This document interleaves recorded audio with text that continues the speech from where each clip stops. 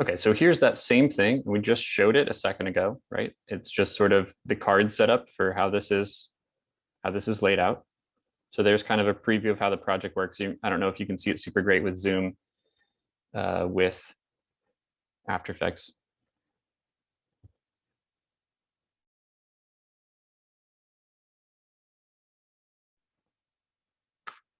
So it may be a little choppy, but you guys can see part of it. Okay, so I've got a lot of layers here, but let's break this down a little bit. It's not super complicated, and some of these are shied, and some of these are not even animated. So I did start with my original document that we worked on together last week. Was that Wednesday or Monday? I can't remember which day.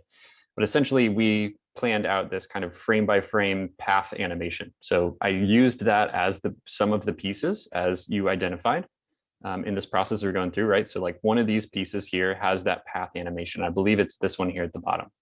And it's just that similar piece. Then I went ahead and added some glow effect to it. So let me just show you kind of what we're working on. Normally, you guys are used to seeing this kind of path animation, right? So we did that last class. I'm not going to go over like breaking that down in detail, but I think you can see how that was set up. I did go backwards in some time, sort of moved some of the keyframes forward. It was a little bit of planning to try and get this to line up within the timing, but as you can see, I tried to make it look like a little dancing flame. It's actually just maybe 2 positions or 3 positions that I just duplicated a few times across those keyframes. So not terribly complicated within that. The glow effect is just an outer glow blending mode. So if I just added layer styles and then added outer glow. So if you guys remember how to do that, right click, you can go to layer styles and then choose outer glow. So that was just one of the features that I added in there. This was something that I also animated, but I actually copy pasted this to all of the things. So they all kind of glow together. So you can actually copy paste these, just select that feature. You can actually even copy paste the layer style whole thing right here. So if I wanted a different layer to have that, just Command C, Command V, or Control C, Control V, you can copy paste that entire layer style, which is all the layer styles that you set up, which is pretty awesome, to be honest. Saves quite a lot of time. So I just animated it once. It just kind of gets, increases in its spread or its size as its range. So how deep or distant that kind of glowing effect is. And then I added one little piece that kind of glows really heavily as it does some of this kind of fun motion. And then it just kind of settles down into a consistent amount. So that was pretty fun. I think you guys understand that one okay so far. And of course, please interrupt me if you guys have questions as I'm showing this. A few of these were pieces that I shared and then into the Illustrator documents. These are Illustrator documents that I then traced. So, the physical word, I traced this one. We can do this together later if you guys want to. Just go down to create and create shapes from vector layer. And to that would got me this layer here, which you can't see all the way because it's hidden at the moment. So let me show you how I animated the stroke on this one. So if I open the dropdown, it's under contents, and it was one of these add features. So one of those was trim path.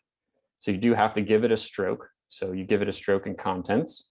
I simplified it so it's got 3 different pieces. It's the HYSICAL, that was all one piece because it was pathfinded in Illustrator. I have the dot, which is a separate piece because I had it move a little bit differently. And then the P was also by itself.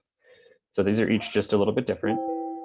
They also had the layer style applied to all of them, right? So I just copy pasted that layer style and there it is. You can see that those keyframes once again.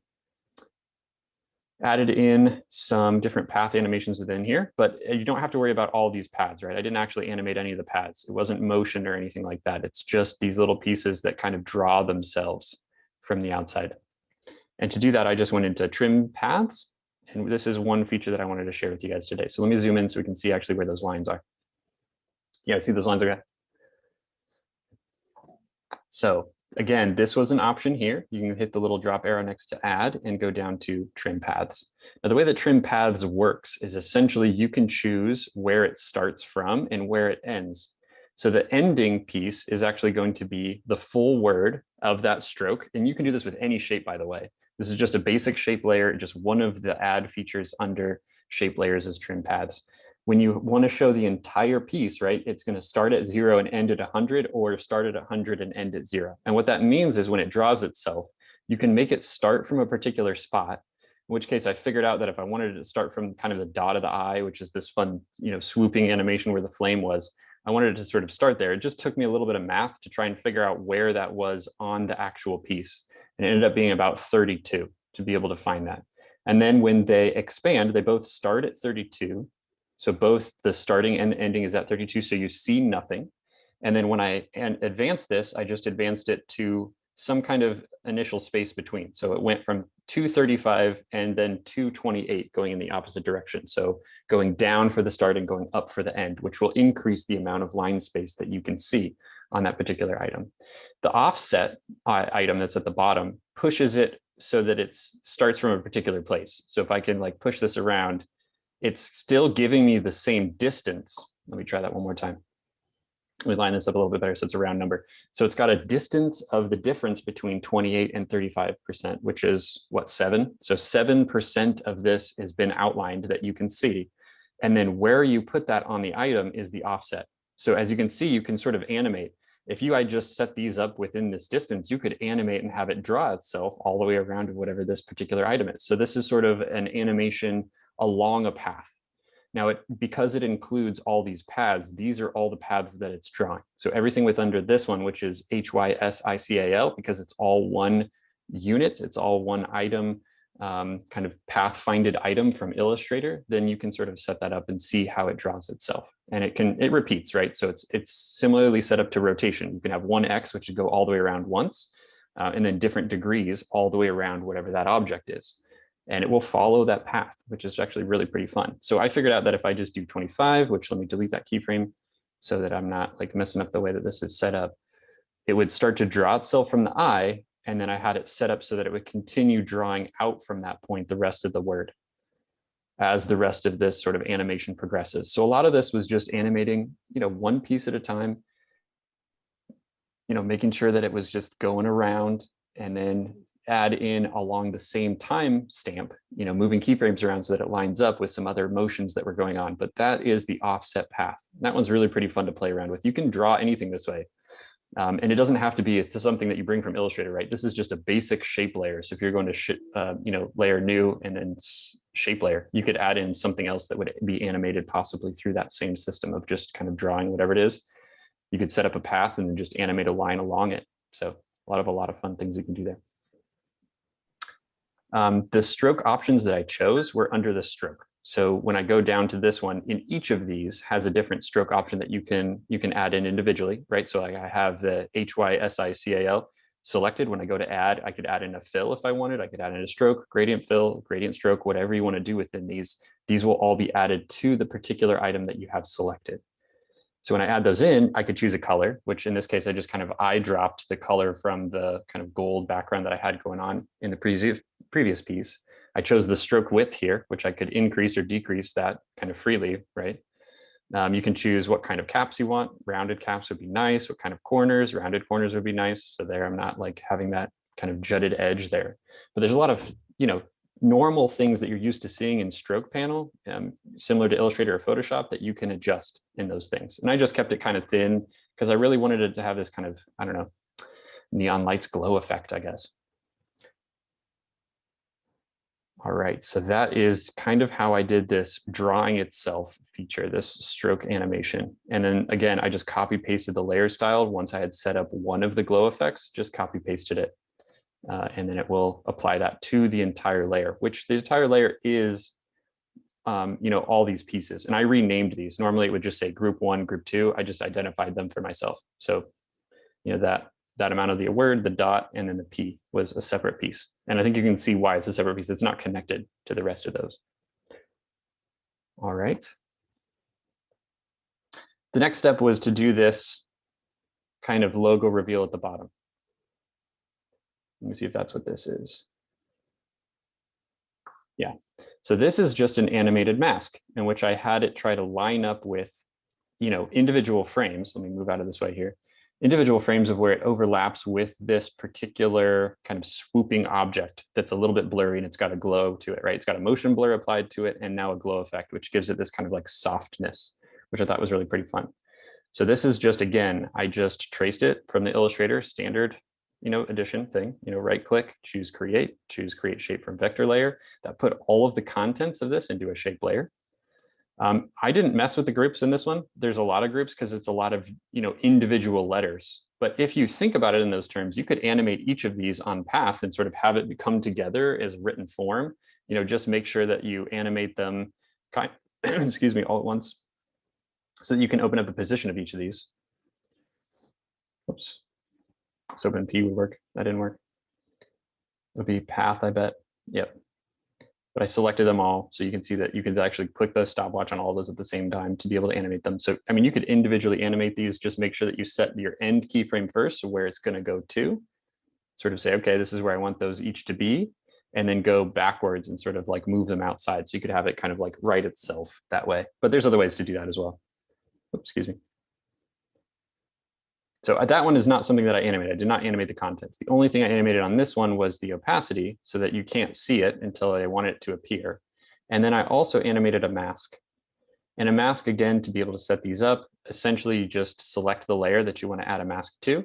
You can select your pen tool and then just make sure it's clicked right here to tool creates a mask. You can, that way it's just going to draw the mask. And otherwise it's exactly like a path that you animate.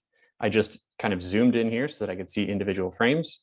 I knew that right about here is where I wanted it to start, so that that mask needs to be not connected, so you can't see anything because the swoop hasn't come through yet. Went ahead and advanced it to the next spot, and then I just moved those points around of the mask until it lined up with the edge of this particular item. This is set to add, which you can set it to subtract if you want it to only show what's outside the mask. You can set it to add if you only want it to show the inside of the mask, and I think it defaults to add anyway. And then the only thing that's animated on this, if I just hit U, it'll just show me the only things that are animated on this. This is just the blending mode, so the thing that I copied over, and then the mask. And it just has that glow effect that repeats that kind of flashing glow effect. And then as it goes through, it just kind of swoops and then disappears behind some of this kind of swooping motion. So that each of those frames, I really went sort of frame by frame for this, but it was only, what is that, 7 frames or something? Not too tedious at all. And then just made sure that it encompassed the entire thing. And then that was it. I mean, the rest of it just sort of stays on the screen and does its little flash thing with that animation. So that was masks.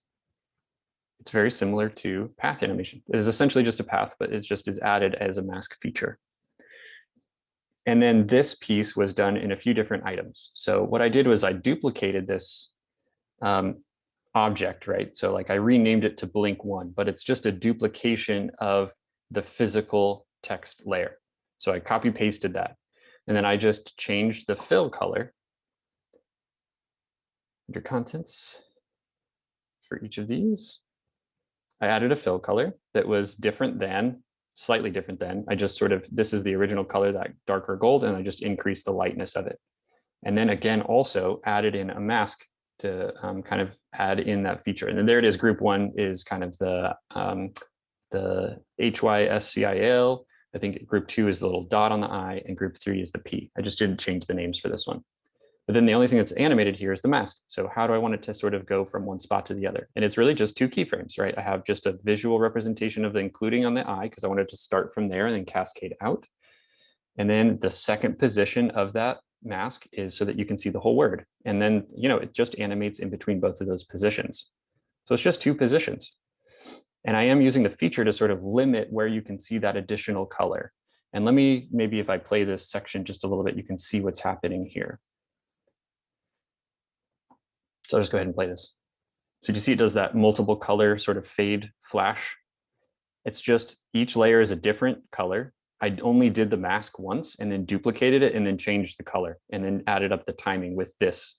So again, you can limit about where you can see that layer. As long as it starts the next one, you're not going to see where the previous one disappears. So there's like the bottom one. You don't see it anymore because it's under 2 layers now. That's when the next one disappears, right? At the end of these little blocks here. And you guys remember how to do this, right? You can shrink or extend those layer features.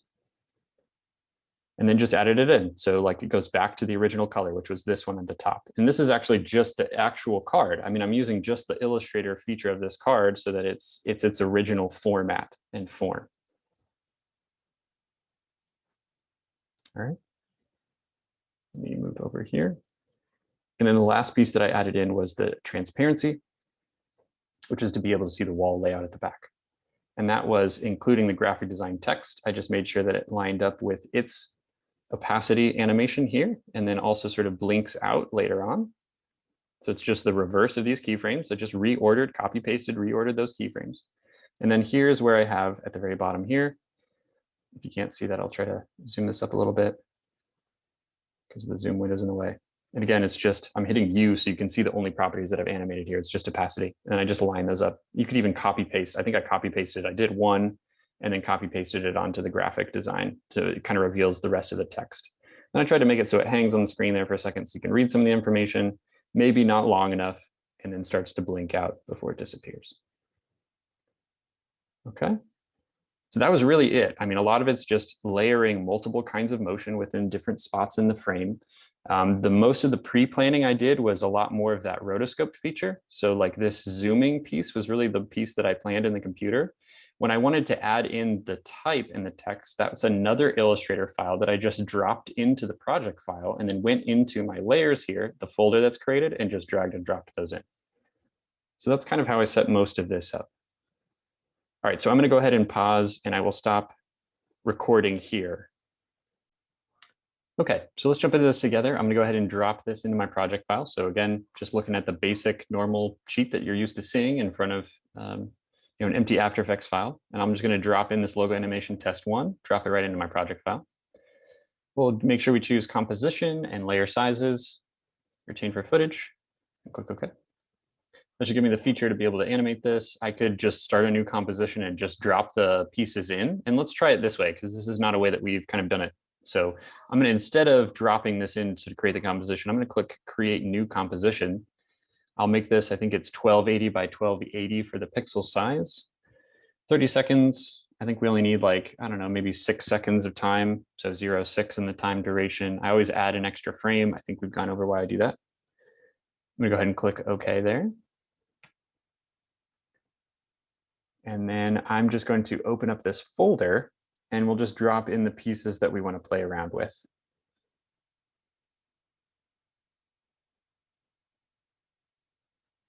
So I'm going to go to physical logo animation. That's the physical word, and I'll just drop this into my composition. So again, you can add in as many Illustrator layered, pieces, files, multiple files, whatever. You can all get it into here in the same place, right? You just drop it right into the project file. Drop your music right in here as well. Right? Everything just drops in the project section. When you want to add it to your timeline, just drag and drop it in. Okay. Now, the first thing we need to do to get started with this is to right click this file. We need to change it into a shape layer. So I'm going to go to create and create shapes from vector layer. That will just do, create that shape layer, turns off the eye on the original Illustrator. You can even delete the Illustrator piece from here. It's still going to be in, your project pieces. You're not deleting it from your file entirely. You're just taking it off the timeline. So you can delete that even. It takes up just a little bit extra space. I'd like to have a nice organized layer panel because it makes it a lot easier to play around with. So I'm going to go ahead and zoom in here so that we can see that word. Let's open up the contents. Again, there's 3 groups in this particular piece. If we click on one of them, if you click on group 1, it should give you a little view of what you're looking at. This is the HYSCIAL. So I'm just going to hit enter under group 1 to change the name, because we always name our files, always name our layers. Here's the dot and the I is group 2. Again, just hit enter once you select that group to be able to change it. And I just put like I dot on the previous one. And then this one is the P for physical. Now these are filled in to start with. If we don't want to fill, or I'll give you guys a second to rename those. Sorry, I'm trying to zoom ahead here. When we're drilling down into contents, right, we're not necessarily animating anything that's on the transform, but I do want you to remember these are things that you can animate also, right? So if I wanted to add in, even if I thought about adding in like a 3D layer effect on this, so that while it's drawing the stroke, it could sort of like zoom out into 3-dimensional space, kind of get it to turn or whatever, that would be cool as it's animating and then go back to the original position. So I don't know, let's play around with that. It was kind of something I wanted to play around with before, but ended up not using it. So again, we're not using transform, but you can. Right? And you can sort of add in multiple things. That's what we're talking about when we're stacking our motion designs, add in several different features, animate them in a particular way to have some kind of outcome. So I'm going to open up the HYSICAL, physical. When you open that up, you should see all the paths. And the way that this is pathed out here is actually the merge paths option. And let me just talk about merge paths here for a second. Do you guys see when I click on these, some of these are the counter spaces in the letter? Right, so like the inside of the S, the inside of the A, the inside of the P, inside of the D, there's lots of letters that have counter spaces. That's just sort of the inside there. the way that After Effects knows that this is something that you want to merge is under this merge paths option. So if you wanted to draw anything within After Effects and make sure that it has a cutout feature, right? So like you're seeing through to the background here in these counter spaces, there's nothing there. It's not a black, object or anything. It's just cut through that letter. In this case, it's a letter, but everything's a shape, right?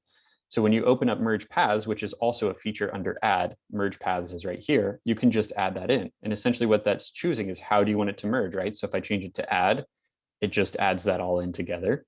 If I choose subtract, it's going to cut those things out. If I choose intersection, it's just going to fill in kind of the in-betweens or exclude intersections. So the merge is the standard feature, but that is what the merge paths option does under the add under contents.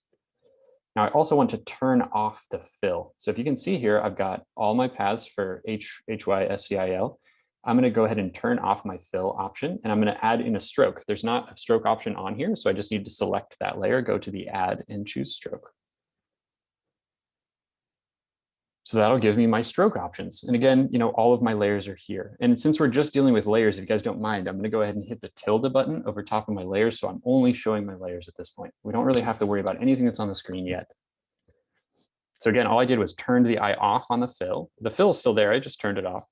I mean, when it renders, it will remember that this eye is off, so it will not be rendered. And then let's just edit my stroke options, right? And so I have my stroke. I can go in and add that gold color.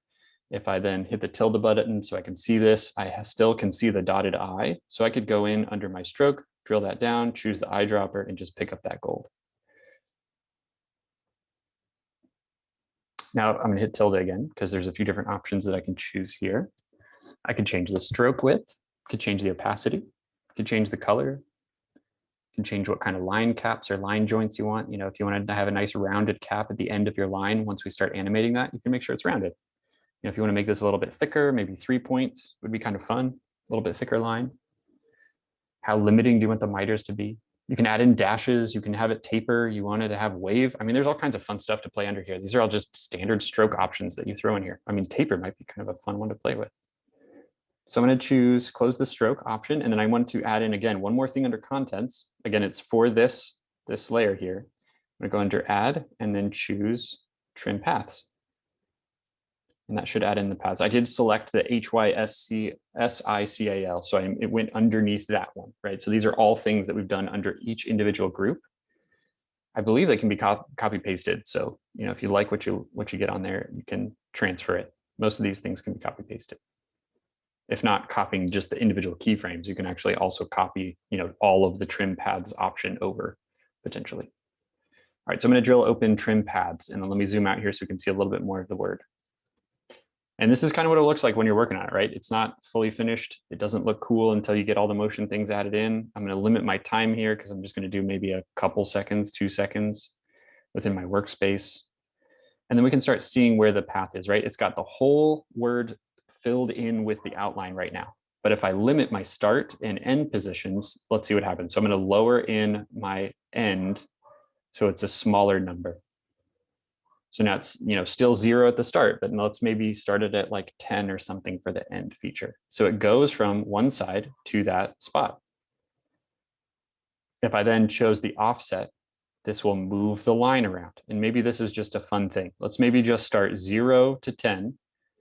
And then we don't even have to animate those if that's how you want it to sort of draw itself. And then let's choose the offset. We'll hit the clock on that one and then just move forward in your timeline like 1 second. And then I'll add this in to do one full loop or rotation. I can just hit 1 on this first initial spot, 1x.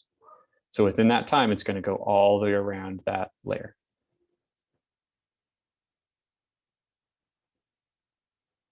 And again, you can do this with any shape layer. And everything can be a shape layer that you transfer from Illustrator. So anything that you want to draw itself on the screen, and then just switch on the fill, right? Or make a new layer, copy the layer, shrink this down, make a duplicate, have the fill then be filled in at a certain point. I mean, you can sort of stack and layer these things, and I think you can imagine how you could do that. All right, I'm gonna go ahead and just hit play on this one. And then once you get it set up, something like this, maybe we'll just go back to, maybe we'll go forward and backwards. So I'll copy paste this initial thing, right? So it goes forward and then backward. Copy pasted the first keyframe. Just ping-ponging back and forth. All right, excellent job, guys. I mean, it really is kind of that simple. It's not super complicated feature. It's just how you want it to get to the layer up. So when I was doing mine, I tried to, again, find where that initial eye spot is. So if I turn off this offset, I don't want it to rotate. I'll just set this back to 0. You know, where can I find that in which case, if I need to find the eye, I just kind of have to advance this on one side until it finds that space. So there, it's about 40 something. Let's bring this one forward as well. We'll make this a much smaller space. And there's about the top of the eye. And there's the top of the eye. That's kind of where I wanted to start. So in this case, for some reason, it's 40. Don't know that it matters.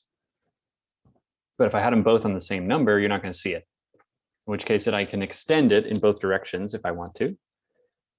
So I'm going to, does anyone get a different number, by the way? Shout it out if you got a different number that, you know, fits in the top of the eye. I can set this to about 42. So it'll go a little direction in one direction, and I can go the opposite way to make the line a little bit longer, 38. And again, I could offset this, or if I just want to animate the start and ending positions, I can do that here. So maybe this is where I wanted to start. I wanted to start at 40. So I'll go back to 40 on both.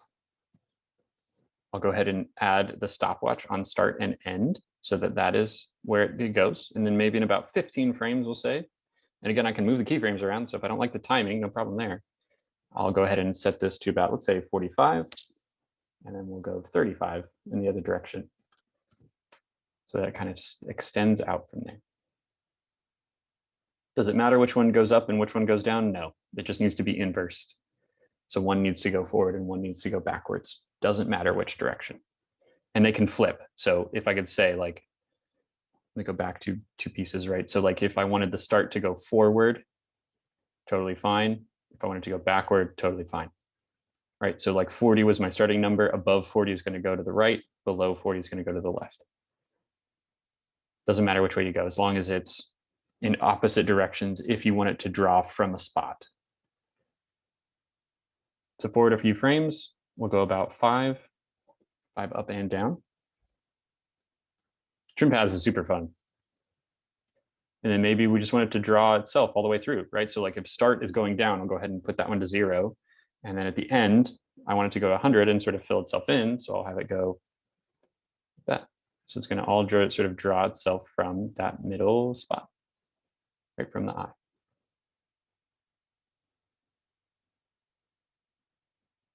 Let's try that.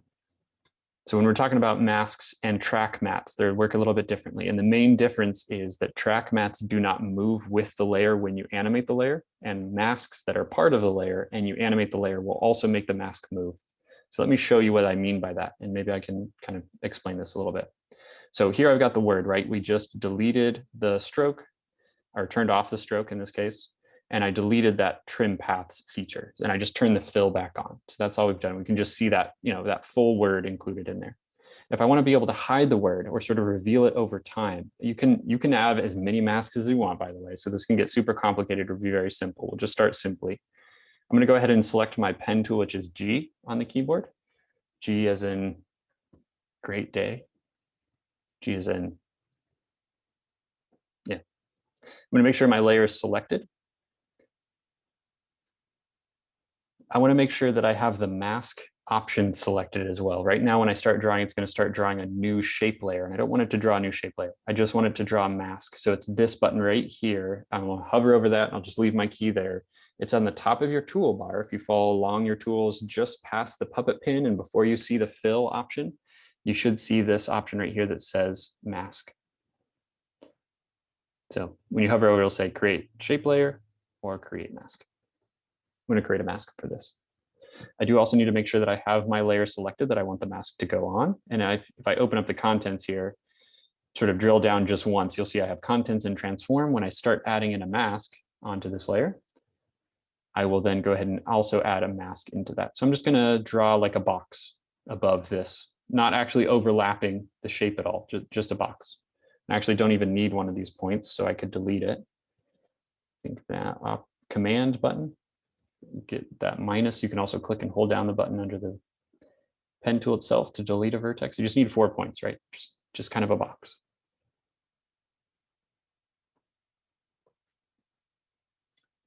We'll start off very simply with this. So if I drill down under masks here,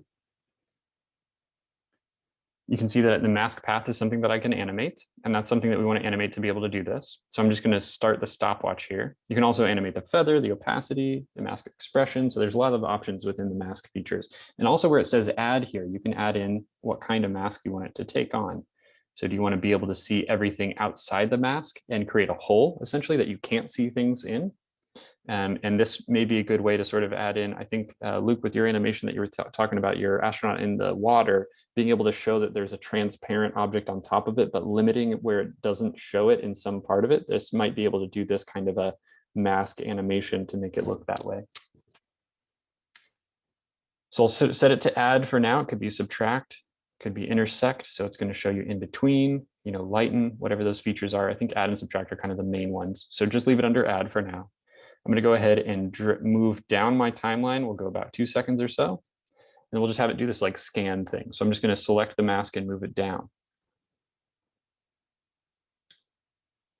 And as it does that, it's going to animate between those 2 points, right? So it's just moving that full mask from the top to bottom. And as it overlaps this word, it's going to sort of like fill it in.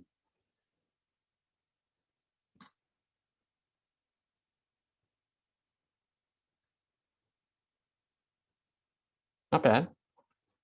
Good start. But let's layer these up a little bit. Let's add a few of these so that it can do this in a cascading way. Okay, so I want to be able to do this again, right? So I can have this kind of like cascading scan thing going through the word, which might be kind of fun. Let's see if I can duplicate the mask. So Command C, Command B. Nope. Let's try it one more time. Let me duplicate the mask. Maybe not. Well, that'd have been nice. That's all right. I can add another one. So again, select the layer under masks. I can add in another mask here. Just select my pen tool again. Make sure it's set to mask, and then I can click in and add another one. And they have different colors, which is fun. Let's make this one maybe a little bit wider, a little bit taller box.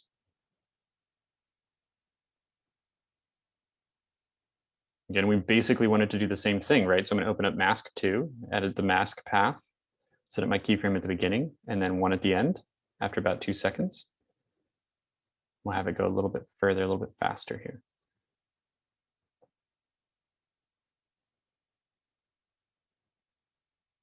Need to push down mask 1 a little bit further as well, so that it goes a little bit faster here.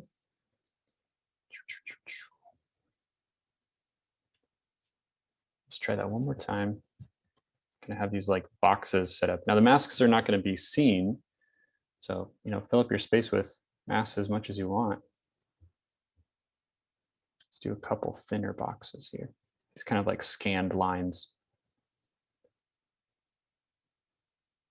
Animate that one again. Move to the end.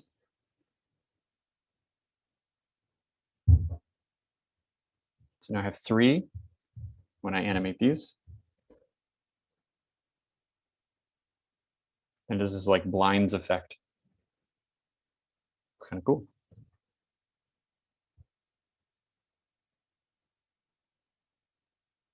All right, so masks, again, something that you can just sort of animate on the layer. Now, the feature here that makes this really fun is that if I also want to animate scale and rotation, the masks should follow along with this. So if this is the ending spot that I want it to be in, I'll just move these to sort of the end here. And then let me make this maybe a little bit bigger. And as you can tell, it's also sizing the masks themselves. And then let's make this sort of rotate from a position. We'll just rotate this a little bit this direction. And so that it shrinks and zooms into place while it's also doing the mask animation. Do you guys see that? So there's an option here where you can sort of show several different layered motions all on the same layer. Let me zoom out here so we can see it.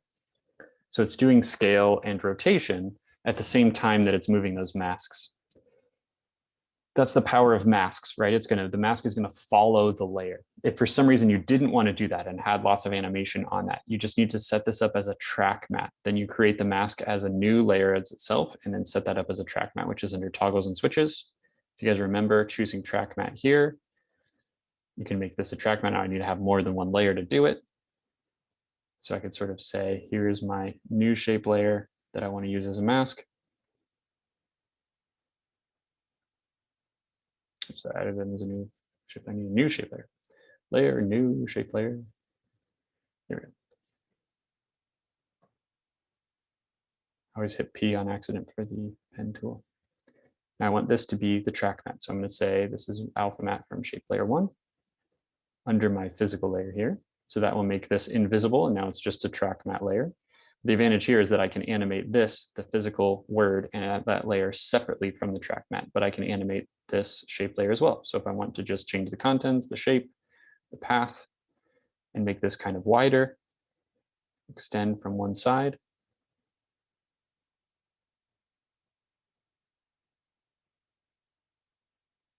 I can sort of show that the track matte as well.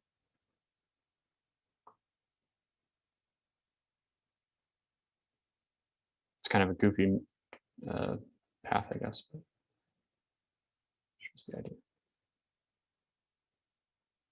Maybe let's have this zoom across a little bit faster.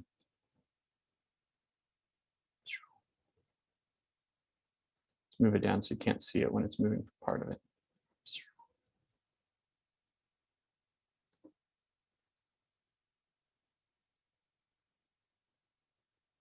Okay. Go ahead and stop recording there.